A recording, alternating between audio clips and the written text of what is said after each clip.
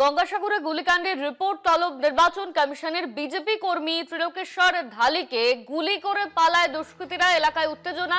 তদন্ত শুরু করেছে পুলিশ। জেলা প্রশাসনের কাছে বিস্তারিত রিপোর্ট তলব কমিশনের। জেলা প্রশাসনের কাছে বিস্তারিত রিপোর্ট তলব করা হলো কমিশনের তরফে। এই নিয়ে আমরা বিস্তারিত জানবো।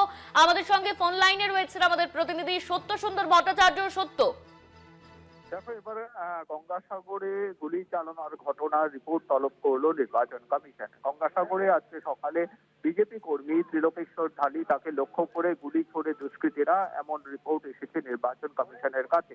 এবং তারপরেই সংশ্লিষ্ট জেলা প্রশাসনের কাছ থেকে রিপোর্ট তলব করেছে নির্বাচন কমিশন। তার কারণ ইতিমধ্যেই ফুল বেঞ্চের বৈঠকের পরই সংশ্লিষ্ট বিভিন্ন জেলা প্রশাসনকে কিন্তু তৎপর হওয়ার, আইন শৃঙ্খলার বিষয়ে তৎপর হওয়ার নির্দেশ দিয়েছিল নির্বাচন কমিশন। এবং সেই লক্ষ্যেই গঙ্গাসাগরের যে গুলি চালনার ঘটনা, সেই গুলি চালনার ঘটনার রিপোর্ট তলব করা হয়েছে বলে কমিশন সূত্রে জানা যাচ্ছে।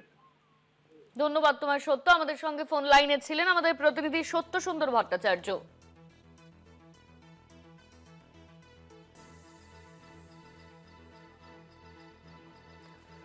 বিজেপি কর্মী ত্রিলোকেশ্বর, তাকে দুষ্কৃতীরা